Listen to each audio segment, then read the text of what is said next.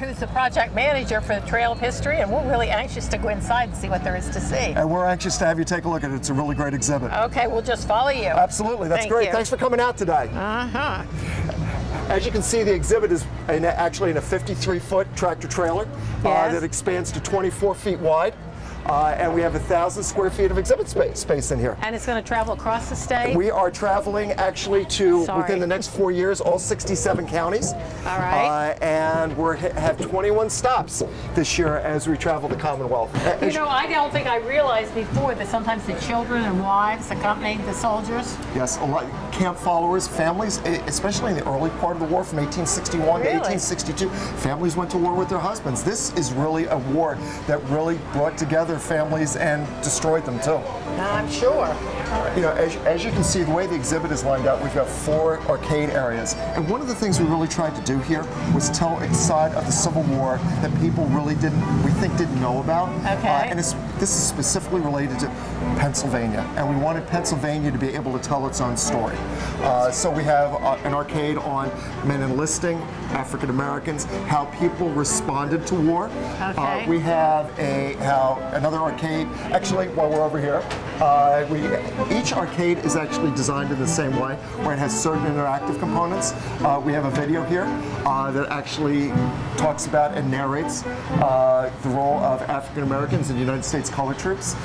We have our main star here is John Burns, the 67-year-old hero of Gettysburg, and a couple of video scopes here that are scenes of the era, photographs taken during the Civil War.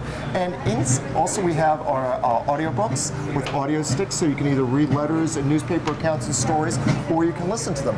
And then we have sample stories that give people an idea of, again, how Pennsylvania responded to the war. And they had a draft and people that opposed the war as well. You know what, there was a lot of opposition to war, especially once the draft started in 1863, especially in the coal mining regions, factory regions, there was major opposition to the war. And we do discuss that in some of our exhibits. We also talk about children's roles in the war, and of course women's roles in the war.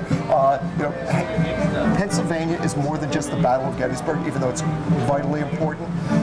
It's about how Pennsylvania contributed to the United States winning the war. And that's what we're trying to show here. Okay. People, it's amazing. People read everything. People want to touch. Because one of the things we do here is we wanted to hit on as many senses as we could. So we were hitting on sight, sound, and touch. We actually had a reporter talk to me earlier, and he goes, "Well, what about smell?" And I'm thinking, you know what? I don't know whether I want to go and put a Civil War smell into an inside exhibit or not. But it is a good thought. It is a good thought. So that's interesting. I'm sorry. No, go ahead. The daily death toll was 80 to 90?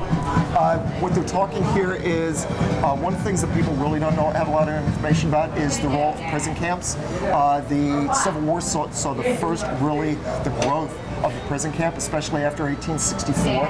And just because of unsanitary conditions, inability to take care of prisoners, these were death traps. And I believe they're talking about Andersonville Prison in Georgia right there, where 80 to 90 people, you know, men, died a day. We talk about the role of prisoners of war. This section is actually about how people waited. So this is prisoners of war, women on the home front, children on the home front, and also how soldiers waited to go into combat. You know, we have a touch and feel display of cards and musical instruments. You know, how did soldiers entertain and keep their sanity in between, you know, the times that they were in combat, risking their lives for the cause? It is amazing. This is so good, and you have lots of people in here, which is a good sign too. We had been averaging about 1,000 people a day. Which is great, and people are spending about 25-30 minutes in here.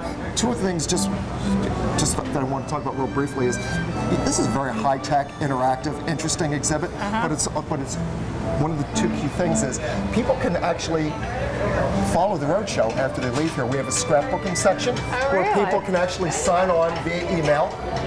What they do is they sign on, touch the screen. They put in an email address. Okay. And they put their name in. And it gives you the chance, it takes you a Civil War type picture. Probably in about 6 or 7 days, you get an email telling you to go to our website, www.PACivilWar150.com, and it says your scrapbook's ready. And what you can do is work on PA Civil War 150 and work on it and create your own interactive computer-based scrapbook. One of the other things we talk about with this is this exhibit tells the story of Pennsylvania, and it's through the people that lived and died during the war that we're telling those stories. We also want people to come to the exhibit to tell their stories. Oh, that would be good. So one of the things we have here is a Share Your Story booth, which I don't believe there's anybody in here right now. But the idea here is that people can come in. It's not quite as intimidating as it looks, believe me. Okay. And it runs for about 90 seconds, and you can either bring an artifact, a family artifact, and talk about that. It's audio visual, or you can talk about an ancestor's experience in the Civil War that you know about.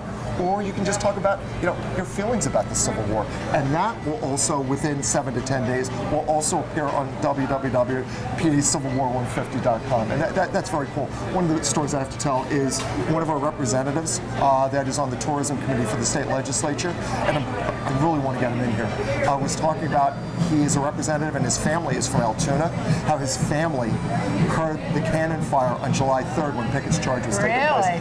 Those are the kinds of stories that we're getting. Yes, Altoona. Look, people in Washington, D.C., people in Philadelphia, and people in Baltimore were claiming that they heard the cannon fire on July 3rd, 1863. No kidding. Well, I need to ask, is there a charge for people to come? Thank you so much. There is absolutely no charge. Our goal is to get this out to the widest audience, and we want people to come in and learn all about the Civil War. So no, it is free of charge, and we welcome as many people as possible to come out. And is there a website that people can go and see when it's going to be in their area? Well, you know what? It's funny you should ask that. If they go to www.PACivilWar150.com, there is a schedule up there. They can also contact us via email, but there is an up-to-date schedule of where the roadshow is going to be close to you sometime this spring or summer. And how long is this going to tour? This is our last day. We're going to be at the Bloomsburg Fair with 500,000 of our closest friends. Last week is September, first week of October. Okay. And then we'll be out for 2012 and start it all over again. Okay. Thank you very much, John. That's fascinating. I hope everybody will go on your website and watch when it's coming to their community. It's really interesting. We really appreciate you coming out today. Thank you very much, and we look forward to sharing Pennsylvania's story with the population of Pennsylvania over the next 4 years. So thank you very much. It was a pleasure meeting you. Thank you. That's all the time we have for this month's show. Please join us again next month for another edition of the Vance Report. If you have any questions about the Army Heritage or any state-related questions, please contact my district office. And again, join us next month for another version and another look at this wonderful facility.